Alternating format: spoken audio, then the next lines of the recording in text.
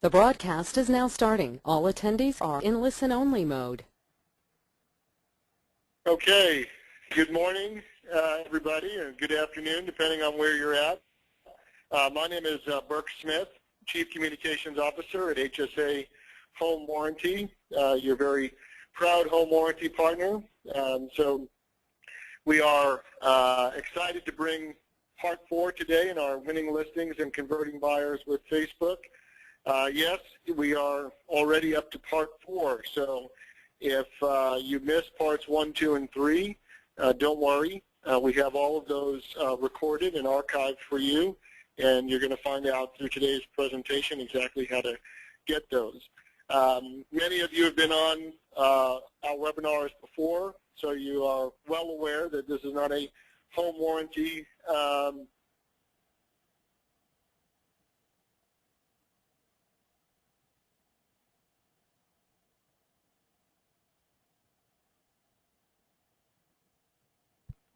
the agents who are out there every day. We know that you're busier than ever. In a challenging market with technology constantly changing, HSA has made a commitment in bringing as an added value to you technology and training that you normally would either have to go to a national conference or a convention to get, or set aside a ton of time to learn. So HSA has decided that we'll bring these added value webinars and live events directly to you. The webinars obviously are something that you can view live along with everybody else, or view at your leisure when you can get to it. And they're yours. We give you a copy of this when the presentation is over. So on that note, keep in mind that we hope you're taking great notes during today's call. But if you happen to miss something, don't worry, you will be getting a copy of this presentation. If there is something that you've missed, and there's many other webinars that we've done in the past, please reach out to your local HSA rep. They will make sure that you get a copy of those presentations and direct you to those resources. Also, during today's call, if you happen to have a question or a comment that you'd like to get addressed, go ahead and type it into that chat function on the right-hand side of your screen. There should be a text or chat box where you can post questions and comments. If we cannot get to them during the call, Brian Geik, who will be our, who is our resident social media guru, he will be the one who will address your questions at the end of today's call. As you may have seen on my bio slide there, and for those of you who have met and worked with me before, I am the Chief Communications Officer at HSA Home Warranty, but I'm also an active licensed real estate broker in California, and so I maintain staying active in the business. And I built my company using many of the tools and strategies that we talk about on today's call and what we've talked about on previous webinars. So our focus is on winning listings and converting buyers. Okay, it's a very confusing world, this social media world. So we really narrowed it down to focus specifically on the tools and strategies that will help you win listings and convert buyers, and hopefully create lots and lots of home warranty opportunities that you'll send to HSA. As I mentioned, Brian is the host for today's call. Brian has conducted the other parts 1, 2, and 3 in the series.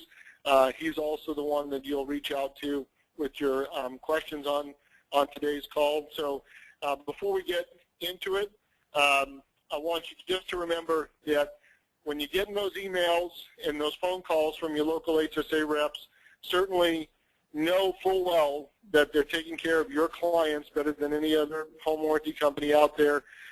Company's been paying out lots of claims and doing a tremendous job in customer service when we've had a very hot, long summer. So your clients are being well taken care of.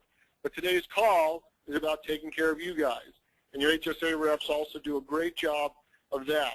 So next time they call you or email you, don't immediately assume that it's just about home warranty pitches.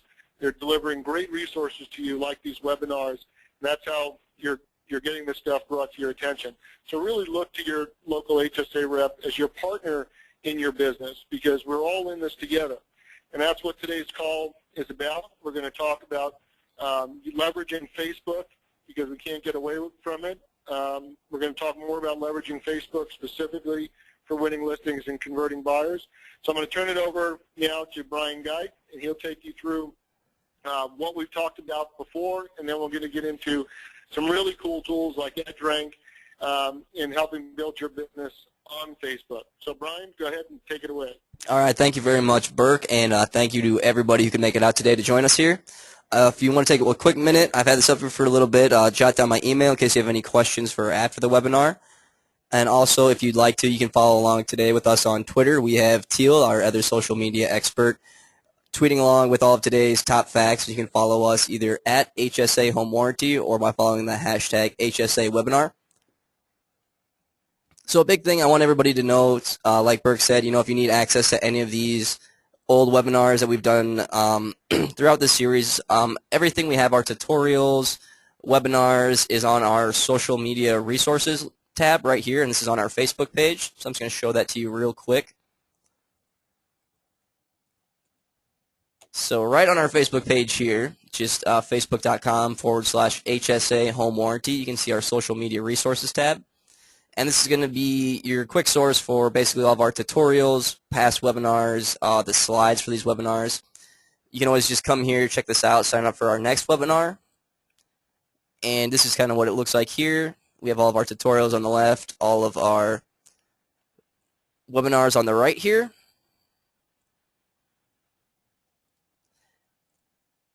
And if you're an Internet Explorer user, what you might run into when you try to access this page is this content was blocked error.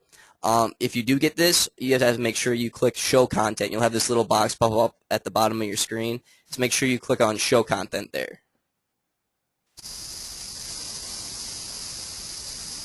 All right, and you can always also contact your HSA rep. Don't forget, they'll have the notes, recording slides, and the links to all these webinars too. If you need to know who your rep is, you can visit www.onlinehsa.com. So just to recap what we've gone over in these past webinars, the first webinar we covered the difference between pages, profiles, and groups.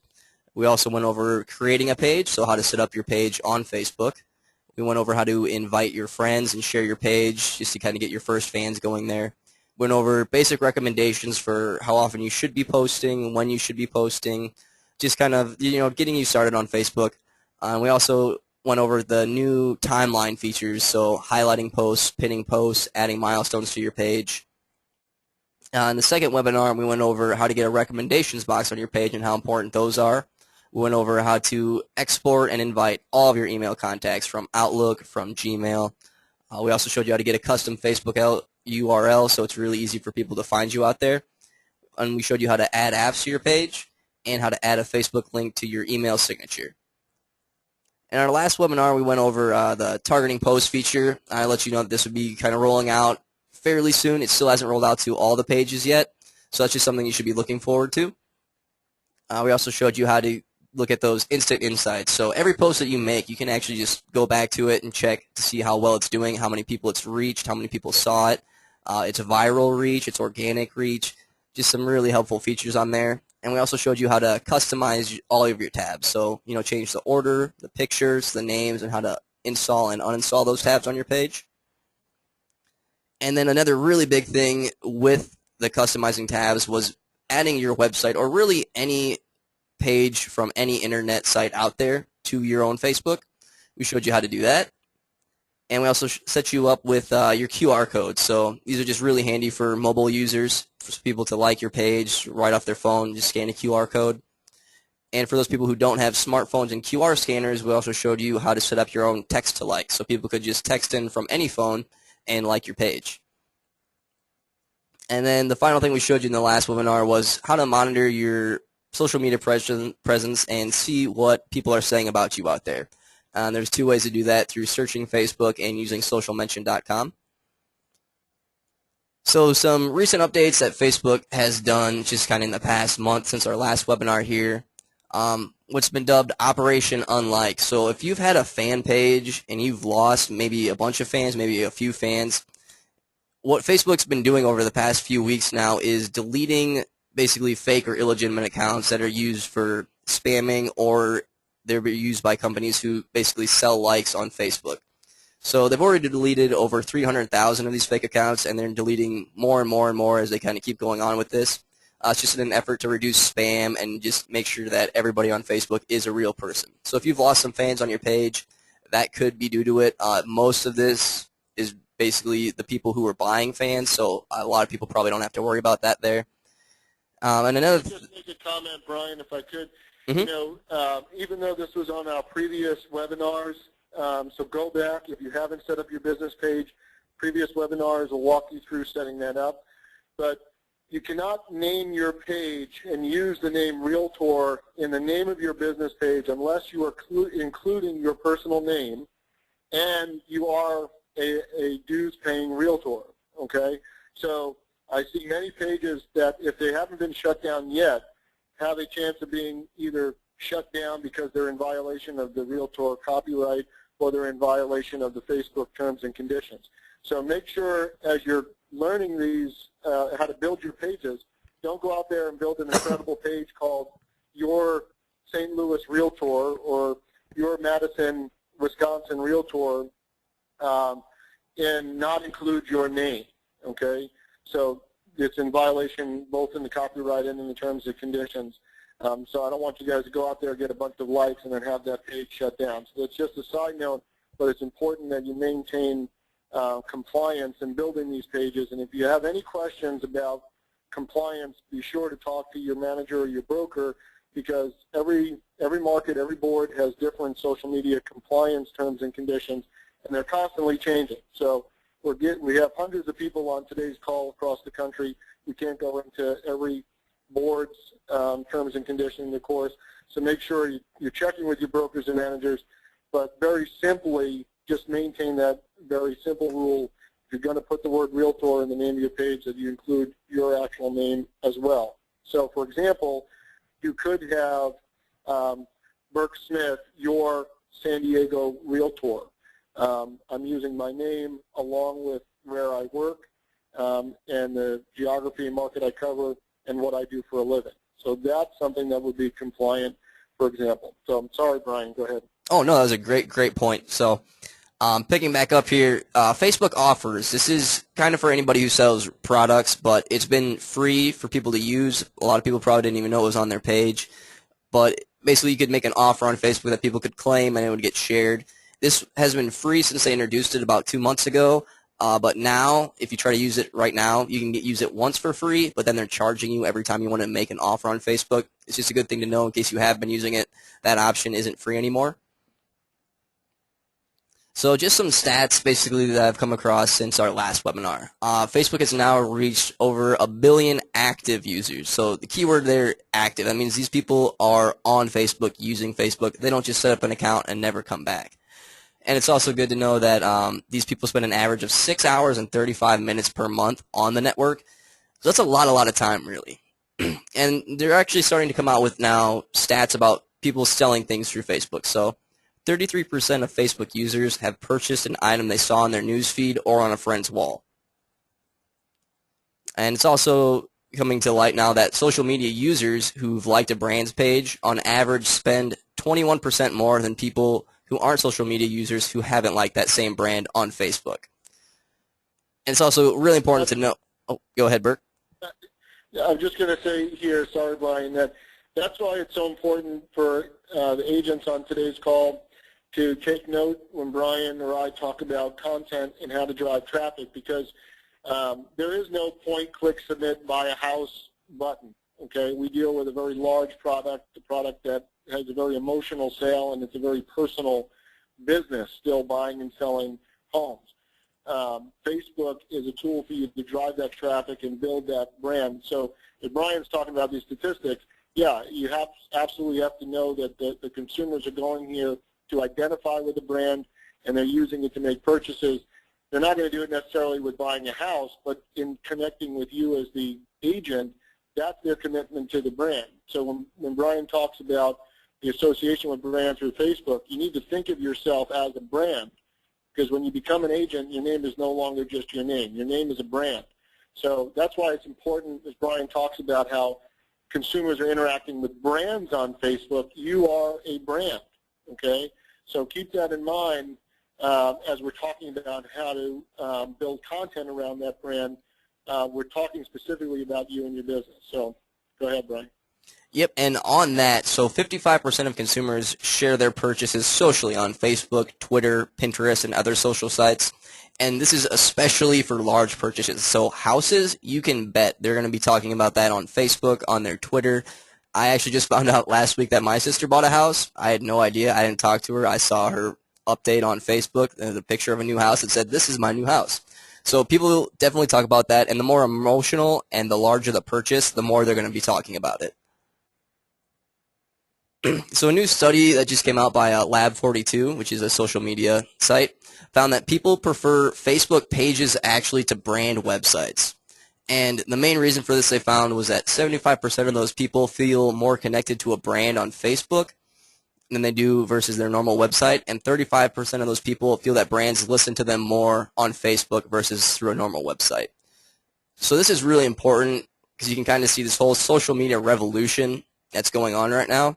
And what that is people are going more to these pages on Facebook. So, your page on Facebook versus your website to kind of find out more about you, to see what's going on. And you can see right here that, for the top Fortune 500 or Fortune 100 companies, their fan growth has really taken off over these past 2 years, and their website traffic growth is actually starting to slow down a lot.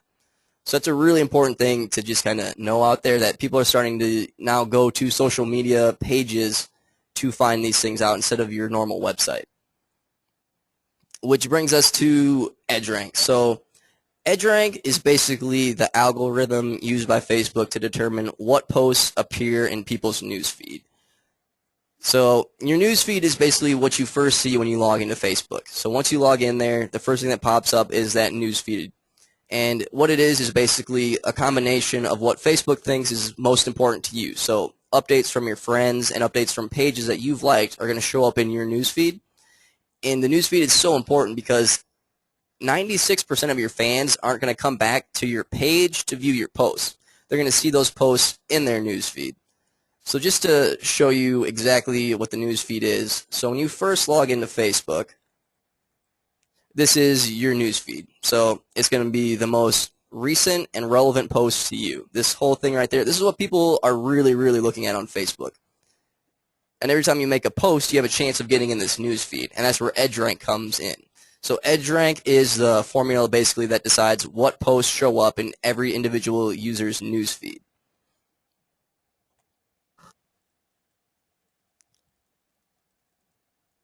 So why does EdgeRank matter so much?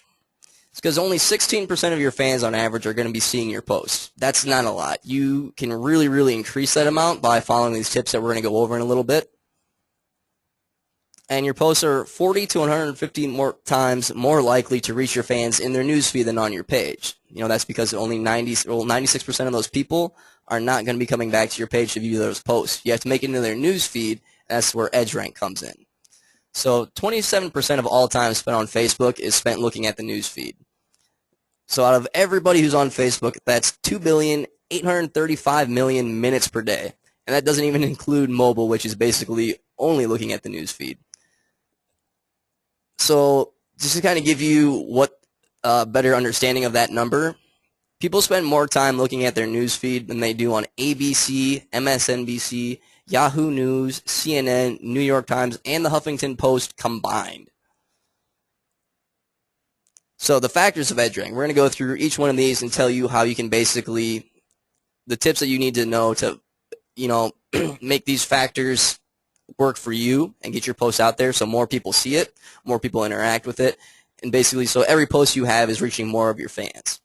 So EdgeRank is made up of 3 different factors that determine if your post shows up in that newsfeed and where in that newsfeed it's going to be displayed. And those factors are affinity, weight, and time decay. So the first of these is affinity. Affinity can basically be understood as how close of a relationship a brand page has with an individual user. So the closer the relationship, the higher the affinity, and the more likely that that fan will see your post. So this relationship is really measured by the interactions that that user has with the things that you are posting out there. So if they are, liking your items, if they're clicking on your links, if they're viewing your pictures, if they're sharing your content, if they're commenting on the posts you make, that's going to increase that affinity score, and they're going to be more likely to see all the posts that your page is making.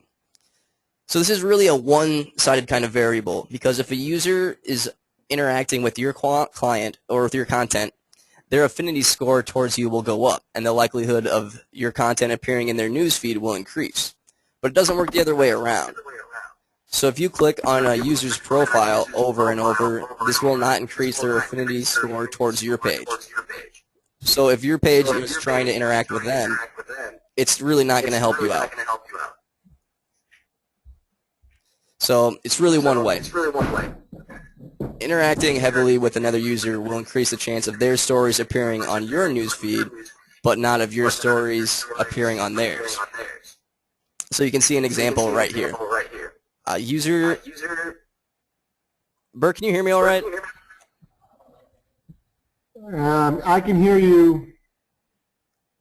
I can hear you fine. Okay, I'm getting a little feedback in my speakers, but okay. I'm getting some comments from people right now that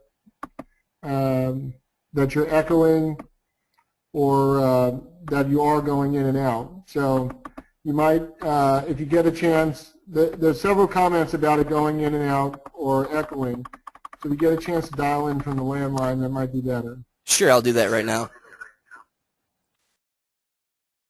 Welcome to GoToWebinar, web events made easy.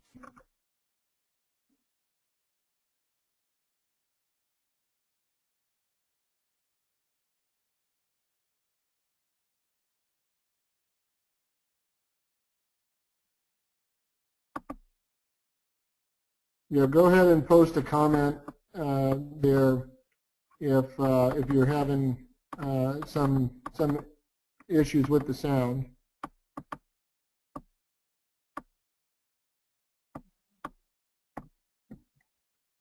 What we're going to do, just as Brian dials in, we're going to so we're getting some comments also from people Bert, can saying you hear me that now? it's okay. Yeah. Okay, so I'm dialed in now. Back to this example right here. So we have user A, B, and C here. So if user A frequently interacts with user B, but user C does not interact with user B, then user B's stories are more likely to appear to user A than they are to user C. So to kind of give you a more real-world example of how this would work, let's say that Ashley and Matt are friends on Facebook, and that Ashley has a crush on Matt. So she kind of stalks him on Facebook, browses his profile, views his pictures whenever he posts stuff, likes all of his status updates. But Matt, on the other hand, he doesn't really like Ashley, so he doesn't view her profile, he doesn't click on her pictures, he doesn't like any of her posts. So basically, in that scenario, Ashley is going to see almost everything that Matt posts in her newsfeed because she interacts with all of that stuff. But on the other hand, Matt is not going to be able to see any of Ashley's posts in his newsfeed because he does not interact with anything that she's been posting. So that's kind of how affinity works. The second factor here is weight. And weight's made up of two different types of things on every post. So the first one is the content type, and the second one is the interactions with that post. So basically, when you're first creating a post, videos are weighted higher than photos, which are rated higher than statuses, which are higher than links. So the more weight something has, the more likely it is to appear in your user's newsfeed. And the second part of that is interactions. So again, every interaction somebody makes with your post is going to give it more weight. And even those interactions are separately weighted. So shares are weighted higher than comments, which are rated higher than likes, which are weighted higher than views. And that big star there by interactions, because essentially you can get an unlimited number of interactions on any post you make, whereas that initial weight is always going to kind of just stay the same, versus a photo or video or status. So the interactions are really what you want to focus on. You need to get people to interact with everything that you're posting out there. Engagement is, like I was just saying, the big factor here. So, even though a plain text post might be initially weighted lower than a picture, if that plain text post gets a bunch of comments and likes and people sharing it, it's going to end up having more weight than a photo that has no engagement. So once again, it's kind of really important that engagement is what you're going for, not so much the type of post. And just to let you know, if you're sharing a link to a video, that doesn't count as sharing a video. A link is a link, and the only time it's actually counted as being the highest weight of a video is if you upload it yourself from your own computer. So time decay. This is probably the easiest factor here. What time decay is just the older a post is, the less relevant it is. So this is why it's kind of important to be posting at least once a day. So every time you make a post, even if it's a great post, over time, and let's say you make a post that gets a lot of comments, a lot of likes, a lot of people sharing it, in a few days, that's not going to be showing up in anyone's news feed. So if they're just logging on to Facebook for the first time in a couple of days, they're not going to be able to see that. So that's why it's important to kind of be posting at least once a day, because every time you make a post, I think the half-life on most posts is a few hours. So after the first few hours of your post, that's when it's going to get the most engagement. It's going to show up in the most people's news feeds. And after that, it's really just going to drag off, and it's not going to show up to a lot of people. So as far as maximizing your edge rank goes, all of these focus on basically ways to get more engagement, and the more engagement you get, the further your posts are going to reach, the more people are going to see them. That's going to get even more engagement. So it's kind of just building on itself here.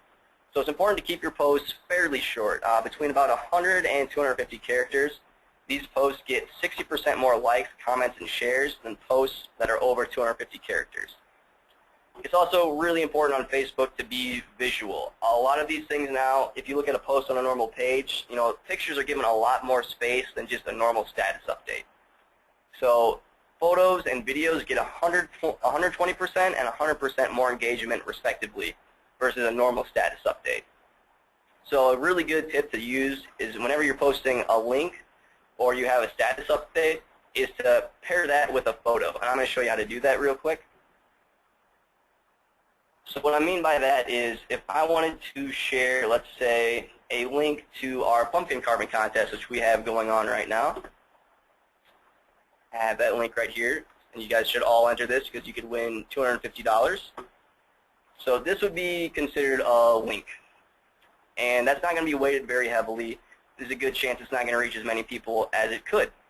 So what you can always do after you put a link in here is click on the photo and attach a photo to this. So I'm just going to pick one of these here. So now I have a link and a photo. So this is going to be weighted as heavily as a photo. So initially it's going to go out to more people and show up in more news feeds. This is just on a test page, though, so this isn't actually going out to anywhere. But you can see what this looks like as a photo with a link. See how much more space it takes up. It's going to show up much more prominently in people's news feeds versus just if I were to post only the link in here. So, I mean, you can tell right there just the size on it. I just saw a question pop up that says, how did the link get created? Whenever you post a link into a status, Facebook automatically creates a little preview for you. So that just is automatically done as long as it's a valid link. So you can just see size-wise here, the picture gets a lot more room, and people are going to be a lot more apt to interact with that than they are to just the link itself. Now, for those of you who are just posting pictures of your houses, obviously you should be thinking about the link where that listing exists, either on your own website. You're thinking about how to drive traffic from Facebook to your website. If you're building listing sites, dedicated listing sites for them, but it's important that you don't just post the listing and think that your work is done. Okay, so Brian showed you here comments. People want your 2 cents. You're the local real estate expert. Okay, so if you're posting pictures of houses, obviously there should be commentary, interesting commentary that goes along with it, and then also the link associated with the property. Yep, and an example of that, which is perfect here, is to post, a photo album with a link that is weighted as much as basically multiple photos. So you can see right here, this is a great job of that. This person, they obviously had a new listing out there, and instead of just posting a link to that listing, or instead of just posting a photo of that house, they made a whole photo album and posted that all with a link to go check it out on their website there. So that's a really, really good way if you have new listings out there to post them. Give a quick description, have a link that goes there, but then post a whole photo album with them. And in case you want to see how to do the photo album part, it's the same as uploading a picture basically. If you click on this photo/videos tab, you can attach a photo or create a whole photo album where you can upload multiple photos from your computer into one basically larger post.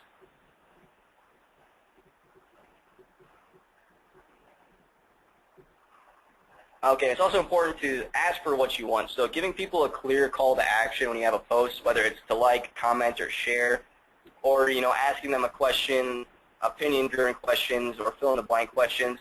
These things have been shown to get 90% more engagement than your average post. So just putting in a little call to action, like this if, something, comment on this, ask them their opinion on things. And it's also important to post daily, because you definitely have to remember that 96% of those people who like your page aren't going back to view posts on your page. They're just going to be showing up in their newsfeed, and that's where they're going to interact with them. That's where they're going to see them, and that's basically how those posts really, really get out. So posting daily is good, not only because it gets it in their newsfeed, but you're going to be posting content eventually that they like, and they're going to interact with it, and it's going to increase their affinity scores, so they're going to be more likely to see those posts that are made from your page. It's also important to be relevant to basically your industry, but you don't also want to be pushy. So just posting, throwing ads at people is never a good way to get interaction on Facebook, but it's always good to be relevant to your industry. So, if you're a muffin shop, your post should be about recipes and baking tips, not about politics, religion, or cats. If you're a real estate person, your post should be about the real estate market, listings, things like that. You definitely want to avoid politics, religion. Those things people aren't going to your page for. They're going to your page because they want real estate information. It's also a good thing to remember to be relevant to the point of being, here's a term to keep in mind, be relevant to the point of being hyper-local, okay? Know your neighborhoods, know your subdivisions, know your market, not in general, because there's so much general out there on national websites. They don't need general commentary from a local real estate expert, okay? You need to be providing relevant insight into the local market. You're the one who knows why one side of the street is worth more than the other side of the street, okay? You should be using that commentary to show your insight and why somebody really needs to work with a local real estate expert, okay? And it doesn't always have to be specific to properties or prices going up and down, okay? You're the ones who know if restaurants are opening, if parks are being built, if new schools are opening, parks, etc. You guys know what's going on in your local market that affects whether somebody's going to move off the fence or not. Every investor, every potential buyer out there has been told now's the time to buy, okay? You're going to give them some real insight into your local market as to now why might really be the time to buy, okay? So make sure that your commentary is relevant, but also not too general. And that's when you see the likes, that's when you see the shares, and sometimes you might want to encourage people to actually share that. If you're providing first-time homebuyer information, then say, hey, if you're not a first-time homebuyer, share this with somebody who is. They'll thank you for it. Sometimes that encouragement of sharing, that power of suggestion is going to get that person to send it to somebody who will find your comments more relevant than they actually do. Sorry, Brian. Oh, no, perfectly fine. And due to that time decay factor, it's also important to be timely. So test out different times, see what time when you post something, if it gets more interaction than a different time of day. So try, some posts in the morning, evening, afternoon, maybe very early morning. You got to try these out because that time decay factor is important, and you need to be posting when those fans of yours are most likely to be on Facebook and on their newsfeed. And we're going to go over in our next webinar some ways to kind of find that out a little bit more closely. But for the beginning, what you just really have to do is just try different times to post. You're going to eventually find one that's probably the best time, and then just stick with that time and make sure you post every day right around that same time. So this is the second half of what we're covering today. It's about responding to complaints on Facebook. So Facebook makes it easy for you to reach out to your fans, and it also makes it easy for your fans to reach out to you. You should expect that at some point a customer is going to be dissatisfied, and they're going to reach out to you on Facebook. But you also have to remember that complaints offer an opportunity to show your customers that you care. So you have to remember it's often how you respond rather than the initial complaint that shapes a customer's opinion of you. So it's always good to know in your own company who's going to handle these complaints, or at least who's going to monitor your page to see when a complaint comes up. And you should always kind of have an immediate yet personal response ready. That means, like, don't just have an out-of-the-can response.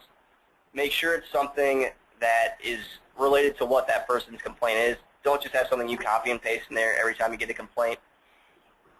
It's also really important that you don't just delete all of your negative complaints and move on. If a page is full of only positive comments, it really doesn't look that genuine to people. People kind of expect to see a few complaints on a page. And like it or not, consumers right now are demanding more transparency today than ever. And when brands or you as your page, just scrub all the criticism off Facebook, people are pretty quick to catch on to that and notice, and they're not afraid to point it out when you do delete their posts. Excuse me. So if you just are deleting every post, there's a really good chance that these people are going to get even more upset if you are just deleting them. And, you can always ban them from your page, but there's various other venues for them to go out there and post complaints on, and they're going to let all of their friends know. They can do Twitter, Google+, blogs if they're not on Facebook. So it's always a good idea to make sure that you deal with these complaints and don't just delete them off your page. It's also important, to respond quickly. That's why you have to have that kind of pre-made, but it, takes into account the situation that's going on, response ready. Because people are only going to get more angry the longer.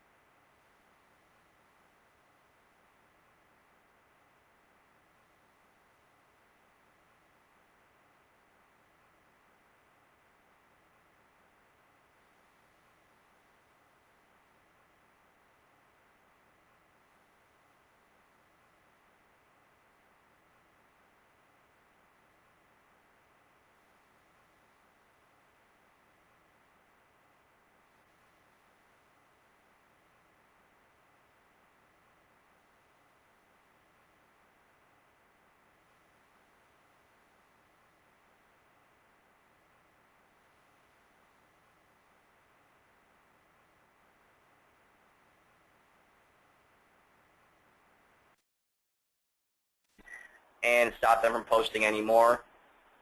That's only in those kind of extreme situations, though. So here is an example from our own page here. We did have this complaint come up one time. This is all from one person. I don't have the actual screenshot of this complaint because he was nice enough to take it down. Because we were able to talk with him and reach a resolution. And you can see he wasn't saying great things about HSA. But this is his post after we got him in touch with a customer service representative and were able to handle his problem. So, he talked with Michael Herman, our Senior VP of Operations, and he says, after he saw my rant about being very dissatisfied with the service, he personally called him to take care of the problem himself. I will now have a new dishwasher, and he has restored my faith in customer service again. Thanks to Michael Herman and the CUSV team at HSA for caring about this customer. After having HSA for almost 4 years, I feel much better about renewing our contract. So we dealt with this complaint in those exact steps I just went over. We asked him to take down his post. He did, and he actually went ahead and on his own posted this very nice basically customer service, posting right here. He just thought that it was handled very well, and he was very happy with it, and then he went ahead and just put this on our page, which is very, very nice of him. Now, if I might interject here, and this is me putting on my broker hat here for a second. I love the fact to be able to actually give or to see that my home warranty company allows for real-time commentary from clients. I don't know of any other home warranty company allowing that. So just as something to point out, for those of you who are looking at, your partner, this is an incredible value as an agent to see how my affiliates are dealing with real-time issues. And you guys can see just by going to the Facebook page and then how these issues are dealt with. This is the world that we live in, folks. And so your clients are going to want this instant access, and you're going to have instant real-time access to see how your affiliates are dealing with that. And I just, again, as a broker, I don't know of anybody else out there doing this who are not filtering to the point where they don't let anything but glowing positive comments on there. We love that stuff too, but in the real world, you have to allow this dialogue to occur. And seriously, I would challenge anybody using somebody else besides HSA to see how they're dealing with these issues in real time. I expect that there'll be a lot of followers to what HSA has led the way with. So anyway, sorry, but I think it's important that all of you agents out there see how your affiliates are dealing with and using social media to help support your business and help provide customer service to your clients. All right, that's a very good point. And I just wanted to show one thing here. So some other ways that you can use social media to kind of help capture leads. Kathy Helbig, she's doing something really, really great here. It's really smart. We helped her set this up. What she's doing is she has a fall photo contest, and I'm just going to show you what this tab looks like on Facebook.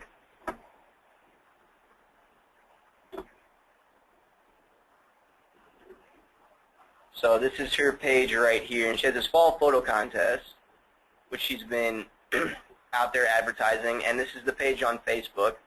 And what it really is just a local community thing for people to come take pictures, basically everything that you see on the sign right there. It's a costume contest, professional face painting, goodies for just a bunch of kids. And what she has here, and she's been advertising, is this registration field RSVP form. This is just a really, really smart way to capture leads. So here she's getting the names and emails of all these people who are going to attend. And she's also getting a good idea of who's going to be at this event. And, she can always email them afterwards to ask them how it was. And this way she gets their email. She has a bunch of leads. I just kind of wanted to show you that because it's a really smart, cool way to be using Facebook.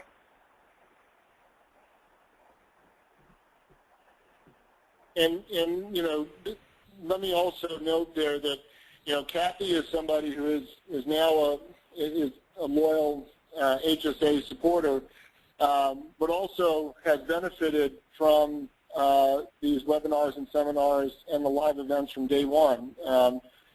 Kathy met us at a live seminar that we did over a year ago, and has been one to follow and implement these trainings throughout. So I can tell you, and Kathy would also be the first to tell you, that her social media didn't look like this when we first started working with her, and her tapping into the resources that HSA provides. So everybody on this call today should talk to the local HSA rep to find out how to get their social media looking like that, because it's the same resources that we showed on parts 1, 2, and 3 and that are available on our HSA page that made that happen. So just as a side note. Yep, and so for anybody who's looking for these recordings, slides, the notes, we're sending these out to all of our HSA reps, so be sure to contact them if you need any more information or follow-up.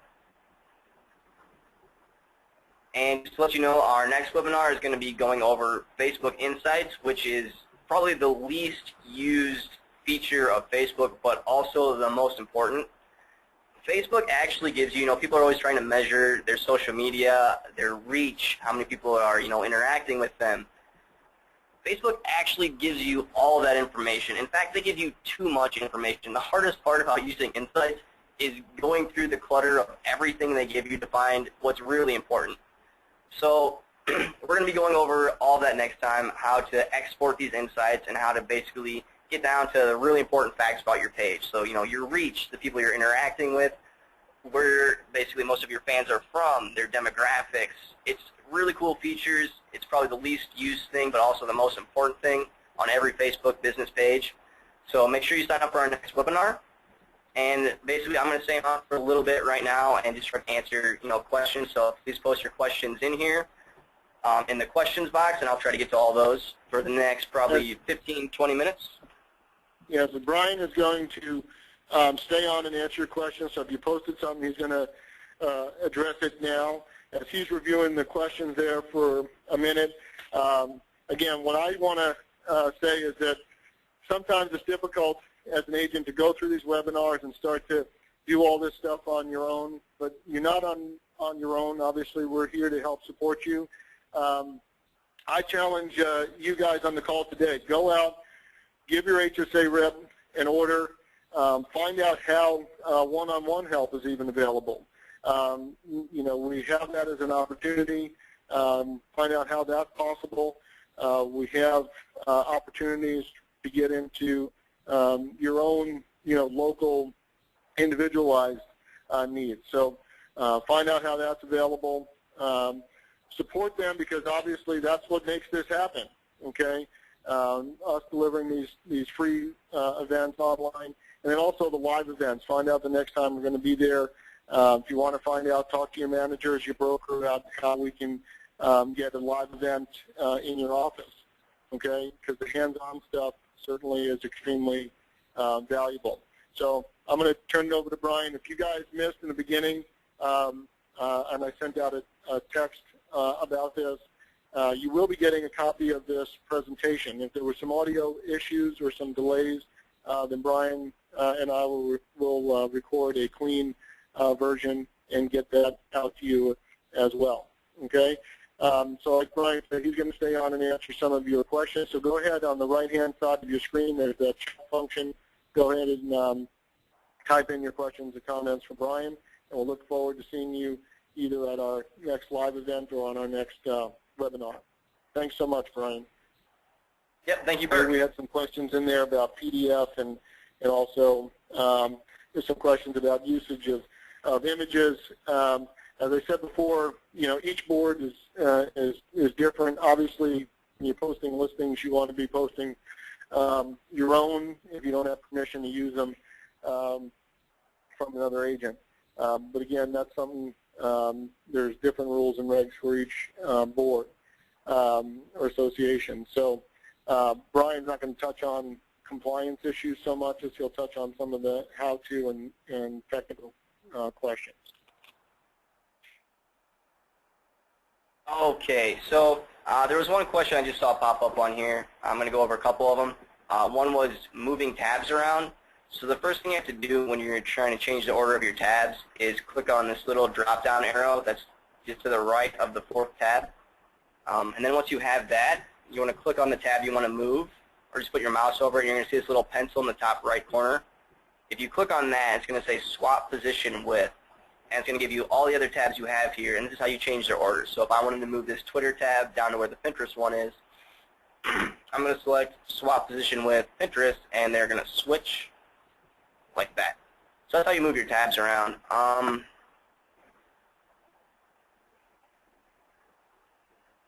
Yep, I also see one. Yep, everybody's going to receive a link in an email that goes out with this recording to register for our next webinar, so be looking for that. I see one that says, how many times a day should a company post on Facebook? Generally, once a day is good. Sometimes it's kind of hard to come up with content. It's always not bad depending on how many people are following your page to maybe post twice a day. But just for generally kind of getting started, getting into Facebook, I would say once a day is always good.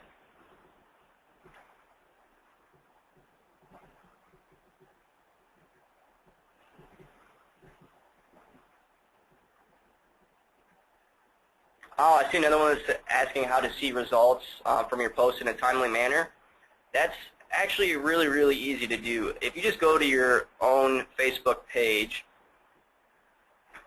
they kind of have a feature that's instant insights into everything you post.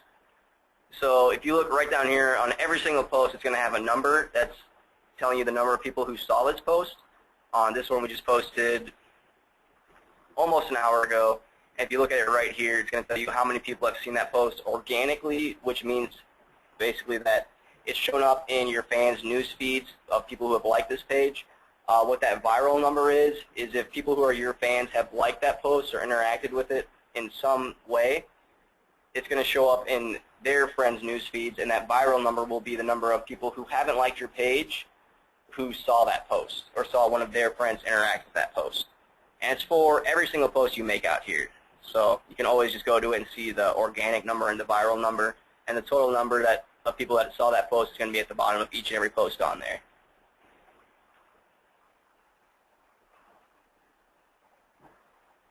Okay, so as far as posting a PDF flyer, you can't post a PDF. What you would have to do, and what I usually do, I have this screenshot tool.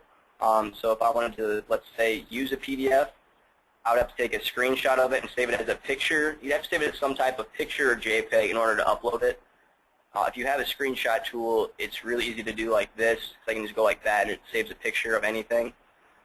But as far as just posting a normal PDF file, you can't do that. One other way you could do that is to post, somehow get that file uploaded online if you have, Dropbox or something, and post a link for people to find it. But I'd say that the best way to probably go around posting PDFs is to use a screenshot feature and save it as a type of photo and then post it.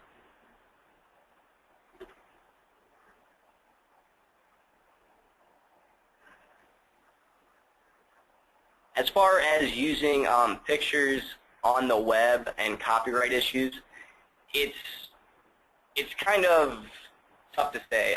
If you're using any corporate logos or things, you have to be really careful because those things are definitely copyrights.